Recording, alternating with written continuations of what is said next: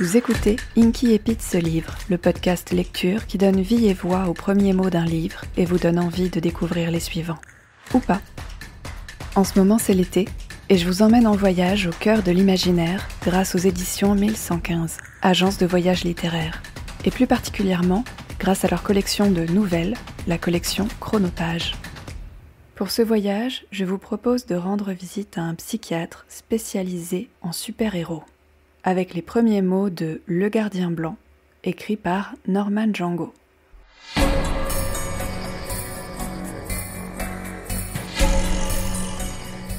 Dans la souche, il patiente. Je ne suis pas le Gardien Blanc. Ce n'est pas de lui dont va parler cette histoire, mais de moi. Je suis désolée pour tous ceux qui auraient préféré suivre l'épopée d'un immortel invincible sur lequel le destin de toute l'humanité repose. Je ne vous parlerai pas non plus de ses nombreuses vies à travers les époques, de son couronnement, de ses violents combats, de ses échecs et de sa récente exposition médiatique. Je ne serai pas son chroniqueur car d'autres l'ont déjà fait mieux que je ne pourrais jamais espérer y arriver. Ce n'est pas mon but, ce n'est pas mon rôle. Mon rôle est d'assurer sa salubrité mentale le plus longtemps possible. L'immortalité est un fléau. Je ne le comprends que maintenant. Voltaire nous avait avertis et j'aurais beau noircir des pages sur le sujet, l'humain ne pourra jamais accepter cette logique. La puissance sans limite aussi est un trouble. Et si l'humanité devait souffrir de ces deux tares en même temps, un psychiatre comme moi n'y changerait rien. L'humain n'est pas fait pour dépasser les limites, seulement rêver de le faire. Elles ne peuvent être qu'un fantasme, un horizon infranchissable, un cap. Personnellement, cela fait longtemps que j'ai atteint les miennes. Si je parle aujourd'hui, c'est pour raconter ce que je supporte depuis trop longtemps sans l'avoir choisi. J'ai été recrutée pour dédier ma vie à un autre, soi-disant parmi les meilleurs psychiatres du monde. En réalité, parmi ceux qui avaient le plus de diplômes. Je ne suis pas le seul sur son cas, mais c'est moi le responsable principal du Gardien Blanc. En langage prudent, son plus proche conseiller. Mais en réalité, je suis son garde-fou, et trop de poids pèse sur mes épaules. Bonjour. Bonjour, GB. Il vient de rentrer dans la pièce. Sa présence m'irrite. Il n'est pas dupe. Je me demande s'il ne prend pas un malin plaisir à me voir souffrir avec lui. Car, question souffrance, nous tenons là un spécimen hautement radioactif. Je peux prendre un verre? Pas d'alcool au début de l'entretien, j'insiste. Les autres le font. Les autres ne sont pas vos responsables. Chacun ses techniques. Vous pourrez boire à la fin, comme toujours. J'ai eu une dure journée. Je ne me sens pas de parler sans me détendre un peu. Allongez-vous, je vais baisser les lumières. Il prend place sur le banc en granit. Je tamise la pièce de lueur orangée grâce à une IA qui suivra la variation en fonction des changements de la lumière extérieure. On peut maintenant clairement distinguer l'aura lumineuse de GB nimber les murs de mon cabinet. Au début, je le laissais s'asseoir sur mes fauteuils, mais là de devoir changer les tissus carbonisés, j'ai investi dans la pierre. Respirez lentement. Laissez tomber vos exercices de respiration, Doc.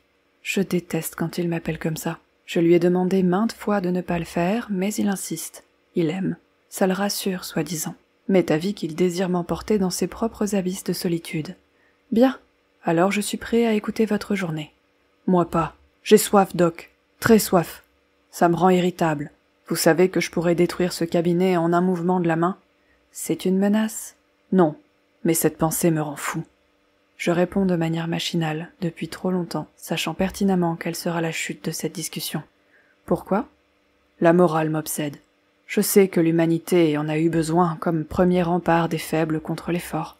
Je sais pourquoi il est tant important pour vous de me l'inculquer. Mais, me concernant, vous seriez heureux dans un monde sans humains? Qui vous parle d'éradication? Vous me mettez des idées bien glauques en tête. J'ai envie de lui répondre que c'est exactement ce qui arrive lorsque deux dépressifs s'entretiennent ensemble. En quoi la morale vous restreint-elle? La subordination, Doc. Ça y est, on y revient. Toujours le même sujet d'un ennui mortel. Il embraye sur sa petite litanie. Comment les dieux sont-ils décrits? Comme des entités subordonnant les peuples. J'ai beaucoup lu sur les Égyptiens, vous savez. Je sais que ce n'est pas conseillé, mais je l'ai fait quand même. N'y avait-il pas une grâce, ne serait-ce que visuelle, dans ce peuple? Ils ont érigé des monstres d'architecture, seulement pour la gloire d'une entité qu'ils n'avaient jamais vue. Je pourrais avoir une armée d'humains à mes pieds, prête à flatter tous mes désirs. Quel désir? Il me regarde, et soudain ses yeux s'embuent de larmes. En moins de 2 secondes, Ses épaules s'avachissent, soulevées par les tressaillements de ses sanglots. Malheureusement, aucune surprise.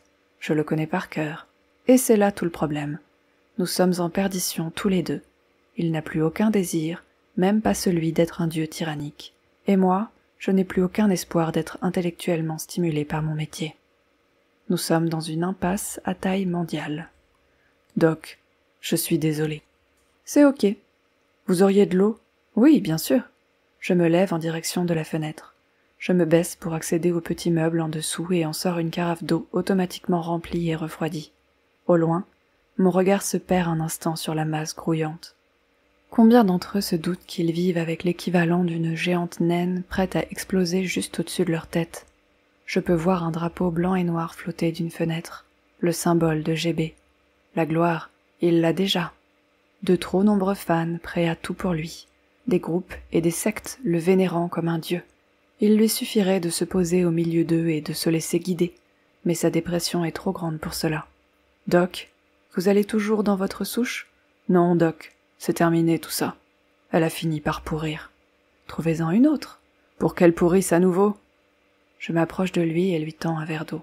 Peu importe, elle était déjà morte, si vous y êtes bien. Il lève vers moi des yeux creux et repose son verre intact sur la petite table en face de moi. Et moi, Doc, et si j'étais déjà mort?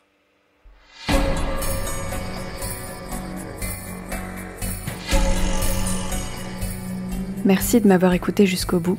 Si vous avez passé un bon moment, si vous avez envie de lire cette nouvelle en entier, ou de l'écouter en entier, dites-le moi, dites-le aussi à votre plateforme d'écoute, et n'hésitez pas à partager le podcast avec d'autres amoureuses et amoureux des mots. À très vite!